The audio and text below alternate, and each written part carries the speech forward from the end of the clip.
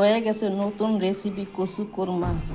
গরুর গোস্তের থেকে কোনো অংশে কম না, খেয়ে দেখবেন, ভালো লাগবে। একবার খাইলে আরেকবার খাইতে ইচ্ছা করবে। আসসালামু আলাইকুম। আজকে আমি নতুন একটা রেসিপি বানাবো, কচু কোরমা। এই যে এই কচু দিয়ে আমি কোরমা বানাবো। তো কীভাবে বানাবো দেখতে থাকেন। এইভাবে সব কটা কচু কেটে নিব পিস পিস করে, তারপরে এইভাবে সব কটা কেচবো আমি। কচু সব কেঁচা হয়ে গেছে, পানি সিদ্ধ গরম হয়ে গেছে। এখন আমি কচুগুলি এর ভিতরে সিদ্ধ দিয়ে দিব সবগুলো। এটাকে সিদ্ধ করে নিতে হবে। কিছুক্ষণ নাড়াচাড়া দিয়া ঢাকনা দিয়া ঢেকে দিলাম।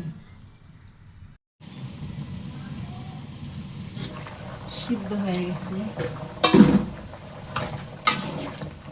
সিদ্ধ হয়ে গেছে। সেঁকে নিব। কচুটা নরম হয়েছে এবং এটা ঠান্ডা হয়েছে। এখন আমি এভাবে এক এক করে সব কচু চিপড়ায় নিব। এভাবে চিপড়াই এভাবে মেলা নিব। সব কচু চিপড়ায় নিব আমি। পানি ফেলে দেবো চিপড়াইয়া। চিপড়ে সব পানি ফেলে দিছি। পানি এই যে এতখানি হয়েছে, বেশি হয়নি। কতটা একটুখানি হয়ে গেছে।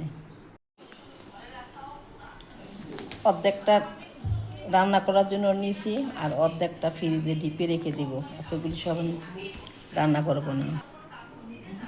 এখন দিলাম একটু লবণ আর একটু হলুদ, ভালো করে মেখে নিব।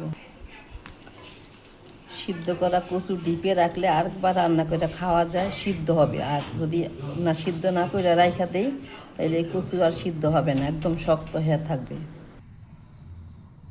চুলায় কড়াই দিয়া তেল দিয়া দিছি। সবগুলো আমি ভাজা নিব। ভাজা এরকম লাল লাল করতে হবে। লাল লাল করে ভাজা নিলাম আমি। যখন কাটছিলাম তখন কত বড় বড় আছিল, এখন যে ভাজার পর কত ছোট ছোট হয়ে গেছে। আর একটু তেল দিয়ে দিলাম। 2 চামচ পেঁয়াজ বাটা দিলাম। 1 চামচ রসুন বাটা দিছি। আর একটু আদা দিয়ে দিলাম। দিয়ে দিচ্ছি শুকনো মরিচের গুঁড়া, আর একটু দিচ্ছি হলুদের গুঁড়া। এবার দিলে 1 চিমটি লবণ। একটু ভালো করে নাড়াচাড়া দিলাম। কষানো হয়ে গেছে। দিলে একটু পানি দিবে, একটা তেজপাতা। এটা ভালো করে নাড়াচাড়া দিবে। দিবে একটু এলাচির গুঁড়া, গরম মশলার গুঁড়া, দিয়ে দিলাম জিরার গুঁড়া। ভালো করে লাড়া দিব, আবার কষাই নেব পানিটা। কচুটা ঢেলে দিয়া নাড়াচাড়া করে দিয়া পানি দিয়ে দিব। এবার দিবে একটু চিনি, তারপরে দিয়ে দিলাম দুধ। এইভাবে কচু কোরমা রান্না করবেন।